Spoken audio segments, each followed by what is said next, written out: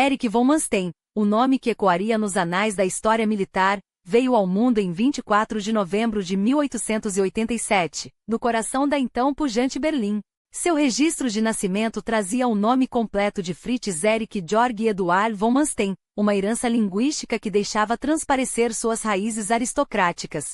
Seu pai biológico, Eduard von Lewinsky, era um general prussiano de linhagem nobre, pertencente a uma família que há gerações moldava os destinos militares da Prússia, o estado mais poderoso entre as dezenas de territórios germânicos que até meados do século XIX ainda não formavam uma nação unificada. Foi apenas em 1871, sob a hábil liderança do estadista Otto von Bismarck, que a Prússia conseguiu consolidar a unificação desses fragmentos em um império alemão coeso, sob sua hegemonia. Assim, Manstein nasceu em um lar que não apenas pertencia à elite prussiana, mas também ocupava posição de destaque no recém-criado Império Alemão, onde o poder militar e a nobreza se entrelaçavam de forma indissolúvel. Sua mãe, Helene von Serling, deu à luz Erich como 10º filho do casal. No entanto, um acordo familiar alteraria seu destino. Sua tia materna, Hedwig, casada com Georg von Manstein, não podia ter filhos.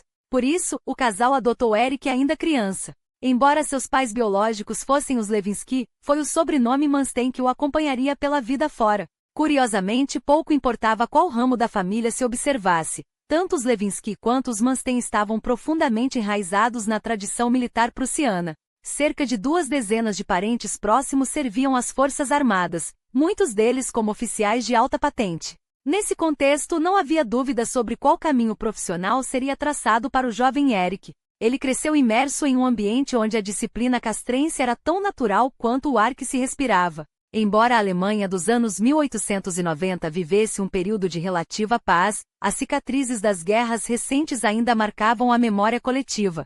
Poucas décadas antes, entre 1860 e 1870, a Prússia havia travado uma série de conflitos estratégicos contra a Dinamarca, Áustria e França. Essas campanhas não apenas expandiram seu território, incorporando regiões como Schleswig-Holstein no norte e Alsácia-Lorena no oeste, como também forjaram uma aliança entre os estados germânicos.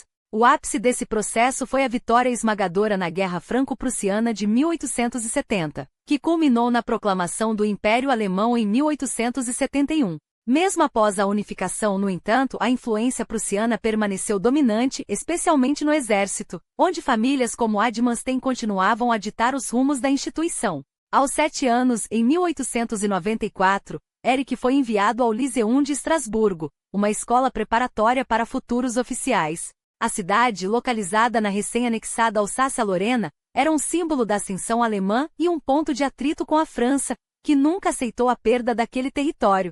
Ali, o jovem começou sua formação militar em um cenário carregado de tensões, onde o Império Alemão já se afirmava como a maior potência continental, disputando espaço com a Grã-Bretanha. Seu desempenho no colégio militar, a partir de 1899, revelou um aluno acima da média, com habilidades que chamavam a atenção dos instrutores.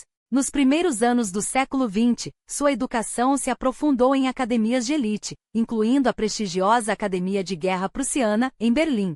Enquanto ele se dedicava aos estudos, a Europa se dividia em 2 blocos antagônicos. De um lado, a Tríplice Aliança, liderada pela Alemanha e apoiada pelo Império Austro-Húngaro. De outro, a Entente Cordiale, formada por França, Grã-Bretanha e Rússia. As rivalidades entre essas coalizões cresciam a cada dia, e o estupim para a catástrofe estava prestes a ser acionado. O verão de 1914 testemunhou o colapso da frágil paz europeia. O assassinato do arquiduque Francisco Ferdinando, herdeiro do trono austro-húngaro, em Sarajevo, inflamou os ânimos e desencadeou uma reação em cadeia. Em questão de semanas, as grandes potências declararam guerra umas às outras. A Alemanha, seguindo um plano audacioso, invadiu a Bélgica e avançou sobre a França, buscando repetir a vitória relâmpago de 1870. Manstein foi lançado nesse turbilhão logo no início, participando da tomada de Namur e de suas fortificações nas primeiras semanas do conflito.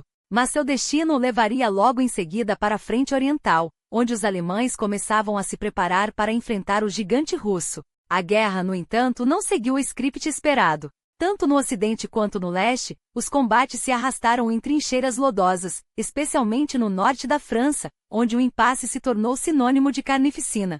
A experiência de Manstein nessas duas frentes em 1914 e 1915 seria inestimável, fornecendo-lhe uma visão estratégica que mais tarde se revelaria crucial. Ferido em combate no final de 1914, ele passou 6 meses se recuperando na Alemanha, mas logo voltou à ativa, desta vez alternando entre a frente oriental, onde os russos representavam uma ameaça constante, e os Balcãs, um tabuleiro de xadrez geopolítico onde nações como Grécia, Romênia e Bulgária se alinhavam a um ou outro lado do conflito. Em 1916 foi enviado de volta à França para atuar no planejamento de ofensivas em Verdun, uma batalha que se tornaria um dos símbolos mais sangrentos da Primeira Guerra. Depois retornou ao leste e em 1918 novamente ao ocidente. Cada uma dessas missões foi uma lição prática em arte militar, moldando um oficial que, embora ainda jovem, já demonstrava um talento incomum para a estratégia. Contudo, o desfecho da guerra seria amargo. A entrada dos Estados Unidos no conflito, em 1917, inclinou a balança a favor da Entente. Com recursos e tropas frescas, os aliados pressionaram a Alemanha, enquanto em casa a população sofria com a escassez e a fome. A insatisfação popular explodiu em protestos e revoltas, minando a capacidade de resistência do país.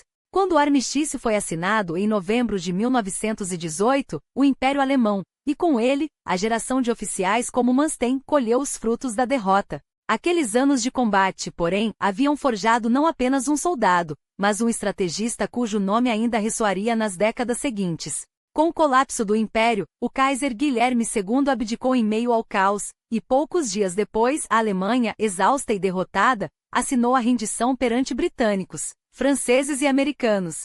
A Primeira Guerra Mundial chegará ao fim, mas não a humilhação alemã. Os termos impostos pelos vencedores eram uma sentença de esmagamento. Apesar das conquistas territoriais arrancadas da Rússia em 1917, a nova República de Weimar foi obrigada a renunciar não só a esses ganhos, mas a vastas extensões de seu próprio leste, cedidas para a criação de uma Polônia ressurgente.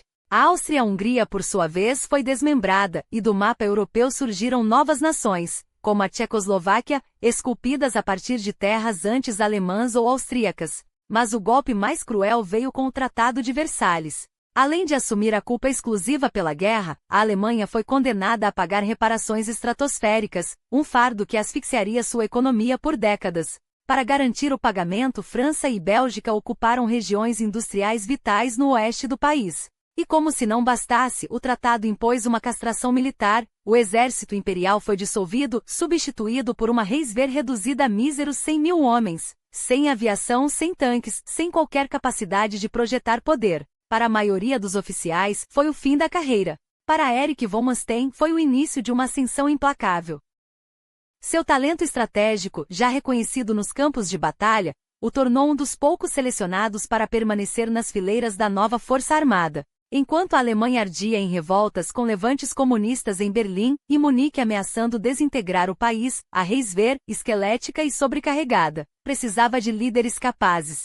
Manstein não apenas sobreviveu ao caos, prosperou. Em 1921, já comandava uma companhia. Nos anos seguintes, lecionava tática e história militar, moldando a próxima geração de oficiais.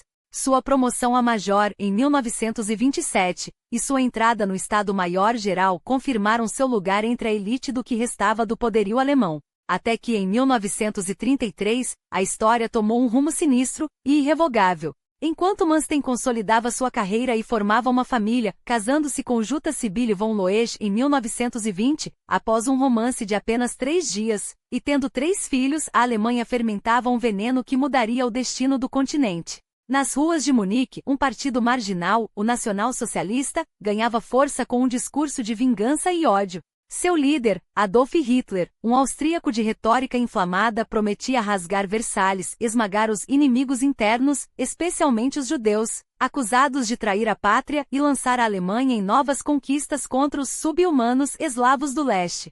Durante a década de 1920, eram apenas gritos na periferia. Mas quando a crise de 1929 arrasou a economia global, sua mensagem de raiva encontrou solo fértil. Em 1930, o Partido Nazista explodiu nas urnas. Em 1932, já era a maior força no Reichstag. Em janeiro de 1933, Hitler assumiu a chancelaria.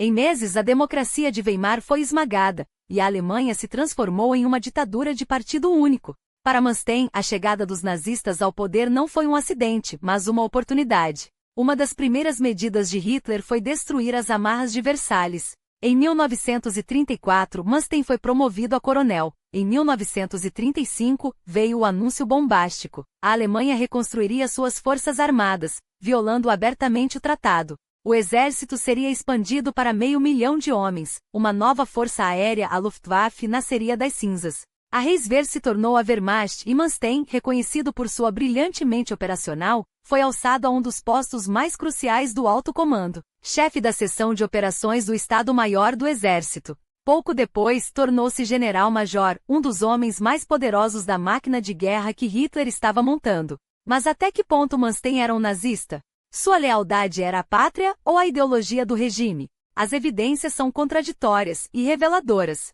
Por um lado, documentos mostram que ele compartilhava da paranoia nazista, via nos comunistas soviéticos e nos judeus uma conspiração para destruir a Alemanha, e acreditava que o destino do país era esmagar essa ameaça a qualquer custo. Por outro, em 1934, foi um dos poucos oficiais a se opor à introdução do parágrafo ariano nas Forças Armadas, que expulsaria soldados de origem não germânica. No entanto, qualquer dúvida sobre suas simpatias foi dissipada em abril de 1939, quando, em um discurso pelo 50º aniversário de Hitler, Manstein endossou sem reservas a visão de mundo do Führer, a guerra racial, a expansão pelo leste, a subjugação dos inferiores. Não era apenas um soldado obedecendo ordens. Era um homem que, nas sombras do poder, ajudava a forjar o instrumento de uma nova era de sangue e conquista. O sucesso avassalador da Blitzkrieg na França, o mundo assistiria atônito ao desmoronamento de um império colonial que há séculos se julgava invencível. Não era apenas uma vitória militar, era a humilhação sistemática de duas das maiores potências europeias, reduzidas a uma retirada caótica enquanto as divisões blindadas de Guderian e Rommel cortavam a França como uma lâmina quente na manteiga. E no centro dessa estratégia genocida, que transformaria a guerra em um pesadelo de velocidade e precisão, estava novamente a mente de Erich von Manstein. Ele não era um mero executor de ordens, era o arquiteto de um plano que, em sua audácia, desafiava até mesmo os generais mais experientes do alto comando. Enquanto Brauchitsch e Alder insistiam em repetir os erros de 1914 e um avanço previsível pela Bélgica, onde as tropas aliadas já esperavam, Manstein propôs algo muito mais sinistro, uma facada pelas Ardenas, terreno considerado impenetrável, onde as defesas francesas eram fracas e a surpresa, total. Não se tratava apenas de contornar a linha Maginot, mas de esmagar o inimigo em um movimento de tenaz, aprisionando centenas de milhares de soldados entre o mar e o aço alemão.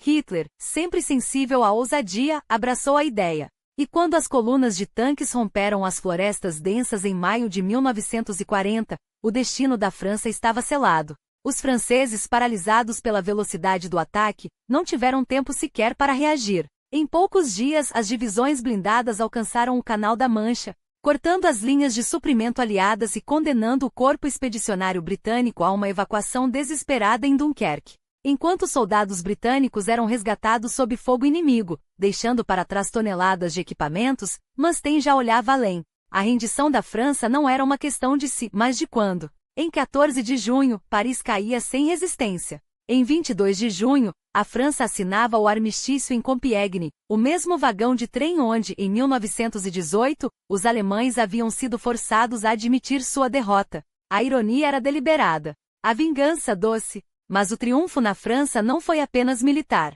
Foi também o momento em que a máquina de extermínio nazista ganhou impulso definitivo. Enquanto as tropas desfilavam pelos Campos Elíseos nos territórios ocupados, a SS já iniciava sua obra sombria. Os primeiros campos de concentração para prisioneiros políticos e judeus foram estabelecidos na França, e as Einsatzgruppen, aquelas mesmas brigadas da morte que haviam ensanguentado a Polônia, agora operavam com ainda mais liberdade. Manstein, como um dos estrategistas mais influentes do Reich, não poderia alegar ignorância. As ordens que assinava, os planos que aprovava, não se limitavam a batalhas, eles pavimentavam o caminho para o Holocausto. E no entanto, quando a história o julgaria décadas depois, ele tentaria se apresentar como um soldado apolítico, um profissional que cumpria seu dever sem questionar. Mas as evidências gritavam o contrário. Suas memórias, escritas com a elegância de um homem que sabia como manipular a narrativa, omitiam convenientemente seu entusiasmo pela Lebensraum, sua colaboração com os crimes da SS, sua cumplicidade silenciosa enquanto cidades inteiras eram reduzidas a cinzas e milhões eram enviados para as câmaras de gás. Manstein não era um mero espectador da barbárie, era um de seus engenheiros. Quando a Wehrmacht voltou seus olhos para o leste em 1941, rumo à União Soviética, seria novamente sua estratégia que ditaria o ritmo da carnificina. E desta vez, o preço seria medido não apenas em quilômetros conquistados, mas em milhões de vidas ceifadas. O plano de Manstein havia funcionado, quase à perfeição. As forças britânicas e o grosso do exército francês estavam agora enjaulados entre duas tenazes alemãs, uma avançando pela Bélgica, outra cortando o nordeste da França através das Ardenas, justamente a rota que o próprio Manstein havia insistido em explorar quando todos duvidavam. Diante daquele cerco implacável, os britânicos recuaram em desespero para Dunquerque, o último porto ainda em suas mãos, numa tentativa desesperada de salvar o que restava de suas tropas. Em menos de uma semana, entre o final de maio e início de junho de 1940, mais de 330 mil soldados foram arrancados das praias francesas no milagre logístico que só não virou desastre absoluto graças a uma combinação de arrogância e incompetência nazistas.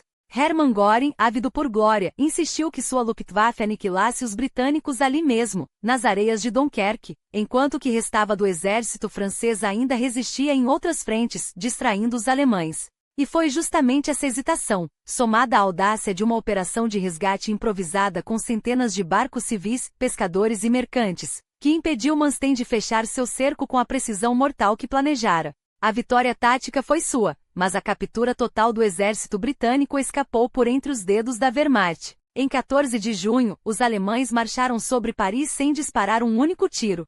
O governo francês já havia fugido, deixando para trás uma cidade vazia, humilhada, agora sob a bota nazista. A França foi esquartejada, o norte e o oeste ocupados, o sul e o leste entregues ao regime fantoche de Vichy, uma farsa de soberania sob o comando de colaboracionistas. Mas a euforia da conquista não duraria. Com a Grã-Bretanha ainda de pé, uma ilha protegida por seu poderio naval e pela teimosia de Churchill, o alto comando alemão se dividiu. Alguns defendiam um bloqueio prolongado, asfixiando os britânicos por mar e ar até a rendição. Outros, como Manstein, advogavam por um golpe rápido, bombardeios massivos seguidos de uma invasão anfíbia através do Canal da Mancha, um golpe que eliminaria a ameaça ocidental de uma vez por todas antes que a máquina de guerra alemã voltasse seus canhões para o leste. Hitler, porém, tinha outros planos. Em outubro de 1940, ignorando os argumentos de seus generais, adiou a invasão da Grã-Bretanha e ordenou os preparativos para a maior operação militar da história, a esmagadora investida contra a União Soviética. Manstein, agora promovido a general pleno e condecorado com a Cruz de Cavaleiro da Cruz de Ferro por seu papel na queda da França, foi nomeado comandante do 56º Grupo Panzer em março de 1941. Seu próximo alvo não seria mais as praias inglesas, mas as estepes infinitas da Rússia, e o nome dessa campanha já carregava o peso de uma ambição desmedida. Operação Barbarossa, uma homenagem macabra ao imperador medieval que sonhara dominar o Oriente. O plano era simples em sua brutalidade: 3,5 milhões de soldados, 600 mil veículos motorizados e uma blitzkrieg que varreria a URSS do Báltico ao Mar Negro antes que o inverno chegasse. Leningrado e Moscou cairiam como dominós e Stalin, como os franceses antes dele, seria forçado a joelhos. Manstein foi designado para o flanco norte, o grupo de exércitos norte, com a missão de cortar através dos estados bálticos e fechar o cerco sobre Leningrado. E nos primeiros meses a máquina de guerra alemã pareceu invencível.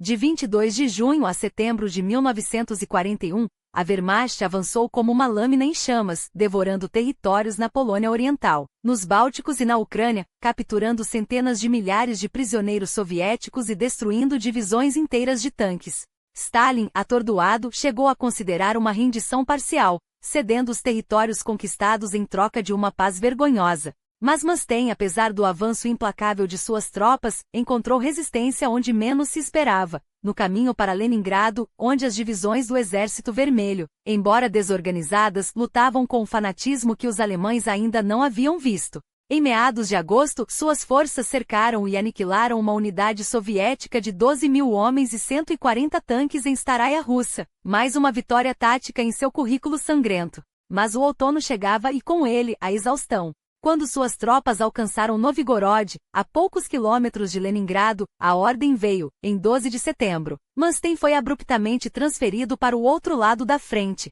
assumindo o comando do 11º Exército na Ucrânia. Seu antecessor, o general Eugen von Sobercher, morrera num acidente aéreo, deixando inacabada a missão crítica de tomar a Crimeia, e acima de tudo, Sevastopol, a joia estratégica que guardava as rotas entre a Rússia e a Romênia, o poço de petróleo que alimentava a máquina de guerra nazista. Sem perder tempo, Manstein lançou suas divisões, 200.000 homens, reforçados por tropas romenas, sobre a península. Os soviéticos recuaram em direção a Sevastopol, mas a cidade não cairia tão facilmente. Em novembro de 1941, o cerco começou, e o que deveria ser uma campanha rápida se transformou numa guerra de atrito brutal, prolongada pelo inverno que, embora menos rigoroso no sul, ainda assim freava os avanços alemães. As chuvas torrenciais de dezembro atrasaram o ataque final, e quando as tropas de Manstein finalmente investiram contra as defesas soviéticas em 17 de dezembro, uma contraofensiva russa com um desembarque anfíbio no flanco leste jogou areia na engrenagem do plano alemão. A batalha por Sevastopol estava longe de terminar, e enquanto Manstein lutava por cada metro da Crimeia mais ao norte, o inverno russo começava a mostrar sua face mais cruel, não apenas como um inimigo climático, mas como o algoz de um exército que, pela primeira vez na guerra, descobria que a Blitzkrieg tinha limites. Do outro lado da Crimeia, na estreita península de Kerch, a guerra tomava um rumo ainda mais sangrento. As ordens de Hitler eram claras, nem um passo atrás. Mas quando o peso da contraofensiva soviética se abateu sobre as linhas alemãs nos últimos dias de 1941, até mesmo a disciplina prussiana de Manstein cedeu à realidade brutal do campo de batalha. A retirada estratégica, ainda que não autorizada, abriu espaço para que os soviéticos estabelecessem uma cabeça de ponte no leste da Crimeia, transformando o que deveria ser uma vitória rápida em Sevastopol em um pesadelo logístico. Agora, o exército não apenas precisava conquistar a fortaleza no Mar Negro, mas também esmagar a ameaça que crescia em seu flanco, onde as divisões vermelhas se acumulavam como uma tempestade prestes a arrebentar. Os meses que se seguiram foram um banho de sangue. Os soviéticos, determinados a expulsar os alemães da Crimeia, lançaram onda após onda de soldados contra as posições da Wehrmacht. Cada metro de terra era disputado com uma ferocidade que deixava claro: aqui a guerra não era mais sobre manobras relâmpago, mas sobre resistência pura. Manstein, porém, transformou a defesa em uma armadilha mortal. Enquanto os soviéticos avançavam em massa, suas linhas eram dizimadas pela artilharia alemã e pelos contra-ataques precisos das divisões de infantaria. Os números falam por si: para cada soldado do exército que caía, 5 soviéticos não voltavam para casa. Até a primavera de 1942, o Exército Vermelho, exausto e reduzido a uma sombra de si mesmo, já havia perdido centenas de milhares de homens em Kerch, um preço que nem mesmo a máquina de guerra de Stalin poderia pagar indefinidamente. Foi nesse momento que Hitler finalmente cedeu às insistentes demandas de Manstein por apoio aéreo maciço. Em maio, a Luftwaffe 4, sob o comando do implacável Wolfram von Richthofen, desceu sobre a Crimeia com 800 aeronaves. O que se seguiu não foi uma batalha, mas um massacre calculado. Com mais de 1.500 sortis por dia, os Tukas e bombardeiros alemães transformaram as posições soviéticas em um inferno de fogo e metal. A artilharia completava o trabalho, reduzindo trincheiras e pontos fortes a escombros fumegantes. Em 19 de maio, quando a última resistência em Kerch foi esmagada, o saldo era estarrecedor: 500.000 de soldados soviéticos mortos, feridos ou capturados. A vitória foi tão completa que, pela primeira vez em meses, Manstein pôde voltar seus olhos para Sevastopol, agora sem distrações, e com o peso esmagador da Luftwaffe a seu favor. A queda da cidade, em julho, coroou 8 meses de campanha implacável, mas o triunfo militar escondeu uma sombra ainda mais sombria. Enquanto as divisões de Manstein avançavam, as Einsatzgruppen seguiam seus passos, executando a política de extermínio nazista com eficiência burocrática. Na Crimeia, como em toda a Ucrânia ocupada, judeus, ciganos e inimigos do Reich eram fuzilados em massa e jogados em valas comuns.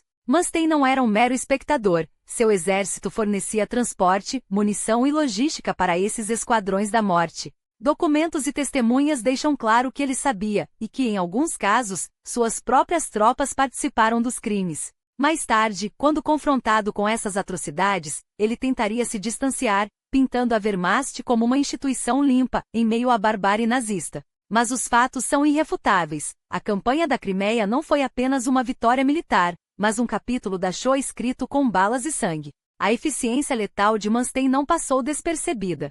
Hitler, ávido por repetir o sucesso no Sul, o convocou para Leningrad em agosto de 1942.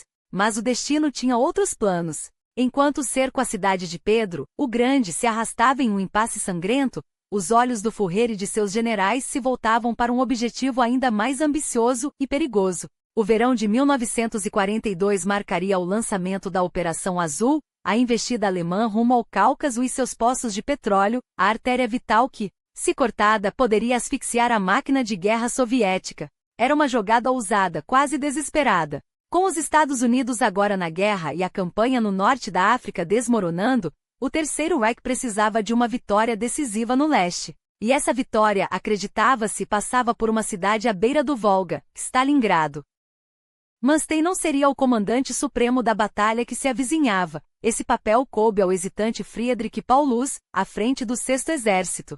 Mas quando as divisões alemãs avançaram em direção à cidade em agosto, e os primeiros combates nas ruínas de seus subúrbios revelaram a determinação soviética, ficou claro que Stalingrado não seria mais uma blitzkrieg. Seria uma carnificina. E quando, em novembro, o Exército Vermelho desferiu seu golpe mestre, a Operação Urano, um cerco implacável que engoliria o 6º Exército, Manstein seria chamado para uma missão impossível: salvar o que restava das forças alemãs no Volga. Mas isso, como tudo na guerra, teria um preço. E o preço, como sempre, seria pago em vidas. Eis que no auge da crise, o título de Marechal de Campo, a mais alta patente do comando militar alemão, foi conferido a Manstein em 21 de novembro de 1942, não como uma homenagem, mas como um fardo. Enquanto ele traçava os contornos da Operação Tempestade de Inverno, um contra-ataque desesperado para romper o cerco soviético, as tenazes de aço de Stalingrado se fechavam definitivamente sobre o 6º Exército de Paulus. Cortados de qualquer rota terrestre, os soldados alemães tornaram-se reféns de uma promessa ilusória. Hitler e Göring, o chefe da Luftwaffe, juravam que a ponte aérea manteria Paulus e seus homens vivos por meses. Stalingrado não seria abandonada. Nenhuma tentativa de fuga seria tolerada. A ordem era clara e suicida. Assim, em 12 de dezembro, Manstein lançou suas divisões esfarrapadas contra o Anel de Ferro soviético, numa investida que nos primeiros dias até pareceu promissora. Mas a realidade logo se impôs. As linhas russas, reforçadas sem piedade, eram uma muralha. Em 18 de dezembro, com a ofensiva estagnada e os homens de Paulus à beira do colapso, Manstein enviou um ultimato a Hitler: autorizar a retirada imediata ou condenar o 6º Exército à aniquilação. A resposta foi um silêncio ensurdecedor, seguido de uma recusa categórica. O Führer preferia ver seus soldados morrendo de fome e gelo a admitir a derrota. Os dias seguintes foram um espetáculo de horror estratégico. Enquanto Manstein assistia impotente às legiões soviéticas inundando o fronte, não apenas em Stalingrado, mas também em Rostov e além, Paulus e seus 200.000 homens, reduzidos a esqueléticos fantasmas pela fome e pelas doenças, renderam-se em fevereiro de 1943. Pela primeira vez na guerra, um exército alemão inteiro era esmagado. Não foi apenas uma derrota, foi um abismo. O mito da invencibilidade germânica desmoronou ali, nas neves e no sangue do Volga, e com ele, qualquer ilusão de que a Blitzkrieg ainda pudesse ditar os rumos do conflito. O ano de 1943 seria um turbilhão de contradições sangrentas. Ao norte, Leningrado ainda resistia, sitiada, mas indomável, até que em janeiro de 1944, o cerco finalmente se quebraria. Ao sul, porém, os soviéticos avançavam como uma maré vermelha, devorando quilômetros a cada semana. E, no entanto, sem um segundo fronte aberto na Europa, Hitler ainda dispunha de reservas para um último suspiro ofensivo. Seu alvo, o saliente de Kursk, uma protuberância no mapa a sudoeste de Moscou, onde o destino da guerra no leste seria decidido numa jogada de tudo ou nada. Manstein, agora à frente do recém-formado Grupo de Exército Sul, forjado dos escombros do Grupo de Exércitos Dom, era a peça-chave desse tabuleiro. Afinal, Ele acabará de provar seu gênio tático em Kharkov, onde em apenas 4 semanas de combate, esmagara as forças soviéticas com uma precisão cirúrgica, infligindo 8 vezes mais baixas ao inimigo do que sofrerá. Hitler, embriagado por essa vitória efêmera, jogou o que restava dos recursos da Alemanha na Operação Cidadela, confiando a Manstein o flanco sul do ataque. Os generais advertiram: recuar, consolidar as defesas, preparar-se para a tempestade que viria. Mas o Führer, cego pela obstinação, queria um milagre. Quando os canhões rugiram em 5 de julho, Manstein liderava 750 mil homens, 2.900 tanques e 9.000 peças de artilharia, uma força colossal, mas insuficiente. Do outro lado, os soviéticos aguardavam com 1,5 milhão de soldados, 5.000 blindados e um campo minado tão denso que transformava o solo em um inferno. Pior, graças aos serviços de inteligência britânicos que decifraram os planos alemães, Stalin sabia exatamente onde e quando o golpe cairia. Kurs não seria uma batalha, seria um moedor de carne. E então, como se o destino quisesse selar a sentença, chegou a notícia: em 9 de julho, os aliados desembarcavam na Sicília. Hitler, em pânico, ordenou o cancelamento da ofensiva. Mas para Manstein e seus homens, já afundados até o pescoço no lamaçal de Kurs, a retirada não seria um recuo, seria uma agonia. Dias se transformaram em semanas de combate corpo a corpo, onde cada metro conquistado era pago com rios de sangue. Quando finalmente as últimas unidades alemãs se desvencilharam do saliente, a maior batalha de tanques da história havia terminado em desastre. E com ela, a última esperança de vitória no leste. O que se seguiu foi uma retirada sem glória. Sem reforços, sem munição, sem esperança, Manstein e seus comandados recuavam em direção ao Dnieper, incinerando a terra atrás de si numa tática de terra arrasada que deixaria a Ucrânia à beira da fome. Por um breve momento, no inverno de 1943, uma linha de defesa foi mantida. Mas as preces de Manstein por tropas frescas ecoavam no vazio. Hitler, obcecado pela ameaça de um terceiro fronte no Ocidente, já desviava divisões para a Itália e a França. Kiel, a joia da Ucrânia, caiu em novembro após um cerco relâmpago. Em janeiro de 1944, até a frágil barreira do Dnieper ruía. E então, como se a derrota não bastasse, veio a ordem final: nenhuma unidade alemã recuaria mais. Nenhuma rendição seria tolerada. Manstein, o estrategista que sempre soube quando ceder para não quebrar, recusou-se a aceitar o suicídio coletivo. Em 30 de março de 1944, foi convocado ao Berghof, o refúgio alpino de Hitler, onde o Führer, entre elogios vazios, lhe entregou as espadas da Cruz de Cavaleiro, uma condecoração que soava como um epitáfio. O marechal que salvara exércitos inteiros agora era um espectro no império em chamas. E o pior ainda estava por vir. A demissão não foi uma surpresa. Hitler já havia transformado a lealdade em moeda desvalorizada, trocando generais como peças de xadrez num tabuleiro em chamas. Mas o que Manstein não sabia era que aquele adeus ao comando selava seu destino. Não haveria mais exércitos para salvar, nem batalhas para orquestrar. O último ano da guerra o encontrou não nos campos de batalha, mas numa cama de hospital, lutando contra um inimigo tão implacável quanto os soviéticos. Uma catarata que ameaçava roubar-lhe a visão, legado dos invernos gélidos do leste. A cirurgia trouxe alívio, mas também uma infecção que por semanas, o deixou à beira da cegueira, um cruel símbolo de um império que, como seus próprios olhos, se desvanecia na escuridão. Enquanto ele se recuperava, o mundo ruía. Os russos avançavam como uma maré vermelha sobre a Polônia, esmagando tudo em seu caminho.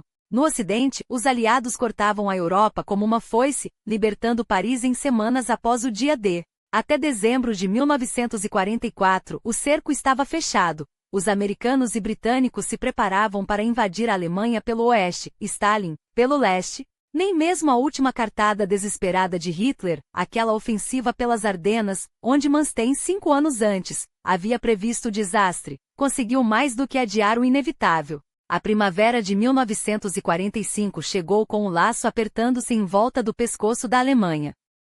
Em janeiro, os Manstein foram expulsos de Liegnitz, sua casa, pelo avanço soviético. O filho Gero já estava morto há 2 anos, abatido no leste em 1942. Agora restava apenas a fuga. Berlim, onde buscaram refúgio, era um túmulo disfarçado de cidade, o alvo final de 2 exércitos sedentos por vingança. Lá, o marechal tentou uma última audiência com Hitler, oferecendo seu gênio militar numa hora em que até os loucos do bunker da chancelaria sabiam que o fim era questão de dias. Mas o Führer, um espectro dopado por anfetaminas e delírios, nem sequer o recebeu. A recusa foi um veredicto. Manstein não era mais útil nem mesmo como símbolo. A família seguiu para o oeste, juntando-se à procissão de nazistas e generais que, como ratos abandonando o navio, buscavam a fronteira dinamarquesa. Foi lá, entre tratamentos médicos e o eco distante dos canhões, que soube do suicídio de Hitler em 30 de abril. Uma semana depois, a Europa calou suas armas. Mas a paz não trouxe alívio, apenas o início de outro julgamento. Os aliados já vinham preparando a conta. 10 milhões de mortos nos campos, nas fossas, nas marchas da morte. 6 milhões de judeus transformados em cinzas e fumaça. Ciganos poloneses prisioneiros soviéticos, corpos empilhados como lenha, queimados como lixo. A guerra havia sido obra da Alemanha, e o sangue de dezenas de milhões manchava suas mãos. Mas a justiça não seria cega, não se puniria um povo inteiro pelo crime de seus carrascos. A culpa recairia sobre aqueles que planejaram o extermínio, que assinaram as ordens, que apertaram os gatilhos. Os chefes do partido, os algozes da SS, os arquitetos do Holocausto, esses sim, responderiam em Nuremberg. Manstein, detido em agosto de 1945, não estava entre os réus principais. Mas ele sabia que a história já o julgava. E se havia uma batalha que ainda poderia vencer, era essa: salvar o nome da Wehrmacht. Assim nasceu a lenda da Força Armada Limpa, um mito tecido com meias-verdades e silêncios cínicos. Os generais, segundo ele, não sabiam dos crimes, ou, se sabiam, eram impotentes para impedi-los. As mãos que planejaram a Blitzkrieg estavam puras, a sujidade era dos fanáticos da SS, dos Einsatzgruppen que fuzilavam civis às margens das estradas. Manstein chegou a jurar que desobedecera ordens contrárias às leis da guerra, como se a própria guerra que travara não fosse, desde o primeiro dia, uma violação monstruosa de tudo o que a civilização pregava. Em Nuremberg, ele subiu ao palco como testemunha, não como acusado. Ali, diante dos juízes que julgavam Göring, Speer e Hess, ajudou a forjar um documento de 132 páginas, uma tentativa de lavar a honra do exército alemão, jogando toda a culpa nos ombros do partido e de suas milícias. A Wehrmacht, insistia, era uma instituição de soldados, não de carrascos. Os campos de concentração, assunto da SS, os fuzilamentos em massa no leste, obra de fanáticos, não de oficiais. Por um tempo, a farsa funcionou. Manstein deixou Nuremberg em 1946 convencido de que havia resgatado seu legado das chamas. Mas a verdade, como os arquivos que começaram a vir à tona, era teimosa. Ordens assinadas por generais autorizando represálias brutais. Relatos de soldados queimando aldeias, enforcando partisans, deixando prisioneiros morrerem de fome. A cumplicidade da Wehrmacht no genocídio não era um detalhe, era o cimento que sustentava a máquina de guerra nazista. E Manstein, o estrategista brilhante, soube disso desde o primeiro dia em que pisou na Ucrânia. O mito da Força Armada Limpa não duraria. Mas o dano já estava feito. Por décadas, a Alemanha preferiu a mentira confortável à verdade insuportável. E enquanto os sobreviventes dos campos ainda tremiam ao lembrar dos uniformes cinza, Manstein e seus pares dormiam no leito macio da história revisada, até que os documentos, as testemunhas e o peso da memória os arrastassem finalmente para a luz cruel dos fatos. Mas a máscara começou a se desintegrar quando as provas irrefutáveis de seu papel no fronte oriental vieram à tona. Não se tratava de conjecturas, mas de documentos assinados, ordens emitidas e testemunhos de quem serviu ao seu lado entre 1941 e 1944. Manstein não apenas sabia das ações dos Einsatzgruppen, ele as autorizou, as facilitou, e em muitos casos as exigiu. Quando as tropas sob seu comando avançavam pela Ucrânia ou pela Crimeia, não eram apenas divisões blindadas que seguiam seus planos. Eram pelotões de extermínio, fuzis apontados para civis, aldeias reduzidas a cinzas. E ele, o mestre da guerra relâmpago, nunca levantou um dedo para impedi-lo. Foi somente em 1948, sob pressão implacável dos soviéticos e com a consciência tardia dos aliados, que os britânicos finalmente o arrastaram para um tribunal em Hamburgo. Ali, entre os muros de uma sala de audiências, o gênio estratégico teve que enfrentar o que sempre soube evitar, a justiça. 19 acusações, todas elas ligadas ao fronte oriental, todas elas ecoando os gritos dos que sua obediência cega ao Führerprinzip havia condenado. Os promotores não precisaram de retórica, bastaram os próprios registros do Oberkommando des Heeres, as ordens que levavam sua assinatura, os relatos de oficiais que, horrorizados, descreviam como Manstein não apenas tolerava, mas aplaudia a guerra de aniquilação contra judeus, ciganos e eslavos. O veredicto foi inevitável, culpado em 9 das acusações. 18 anos de prisão. 18 anos. Uma sentença que na teoria deveria ter selado seu legado como o de qualquer outro criminoso de guerra. Mas a história, como Manstein bem sabia, não é escrita apenas com tinta e sangue, é escrita com conveniência. Em 1950, sua pena foi reduzida para 12 anos. Em maio de 1953, ele deixou a prisão como um homem livre, após cumprir apenas 3 anos e meio. Como? A resposta está na geopolítica cínica da Guerra Fria. De repente, a Alemanha Ocidental não era mais o inimigo derrotado, mas o baluarte contra o avanço soviético. E Manstein, o carrasco de ontem, transformou-se no consultor militar de amanhã, um especialista necessário para treinar as novas forças armadas da RFA. O mesmo homem que havia assinado ordens para fuzilar comissários políticos e queimar vilarejos agora ensinava tática a jovens soldados, enquanto seus antigos crimes eram varridos para debaixo do tapete da reconciliação. E ele não se contentou em calar. Em 1955, publicou suas memórias Verlorene Siege, Vitórias Perdidas, onde, com a audácia de quem sabe que o mundo já esqueceu, tentou mais uma vez lavar as mãos do Wehrmacht. As páginas transbordavam autojustificativas. Os crimes? Culpa de Hitler e da SS a guerra de extermínio? Uma necessidade estratégica. Os milhões de mortos? Excessos lamentáveis. O livro foi um sucesso. A lenda do Manstein, o soldado apolítico, resistiu. E quando ele morreu em 1973, aos 85 anos, não foi como um criminoso, mas como um herói, enterrado com honras militares, saudado por uma nação que preferiu o mito à memória. Hoje, Erich von Manstein ainda divide opiniões. Uns o veem como o arquiteto de vitórias impossíveis, o gênio por trás do plano que esmagou a França em 1940, o estrategista que quase virou o jogo em Stalingrad. Outros como que ele realmente foi, um cúmplice ativo do Holocausto, um homem que trocou a humanidade pela eficiência militar. Porque aqui está a verdade inconveniente. Manstein não foi um mero soldado cumprindo ordens. Ele acreditava na guerra que travava. Suas cartas, seus discursos, suas decisões revelam um homem profundamente antissemita, convencido da superioridade racial alemã, disposto a sacrificar milhões em nome de um império que nunca existiria. Quando ele ajudou a forjar o mito da Wehrmacht limpa, não estava apenas salvando sua própria pele, estava reescrevendo a história para absolver uma geração de oficiais que, como ele, escolheram o silêncio diante do genocídio. E é isso que torna seu legado tão perigoso. Porque Manstein não foi uma exceção, foi a regra. A mesma Alemanha que hoje se orgulha de sua Vergangenheitsbewältigung, o enfrentamento do passado, ainda debate se homens como ele foram vítimas da história ou seus algozes. A resposta, porém, está nos arquivos, nos ossos enterrados em fossas comuns, nas palavras que ele mesmo escreveu. A guerra no leste é uma luta não apenas contra o Exército Vermelho, mas contra o sistema judeu-bolchevique e sua base populacional. Não há ambiguidade aqui. Não há nuances que justifiquem. Há apenas a escolha de um homem, de uma nação que por décadas, preferiu glorificá-lo a julgá-lo.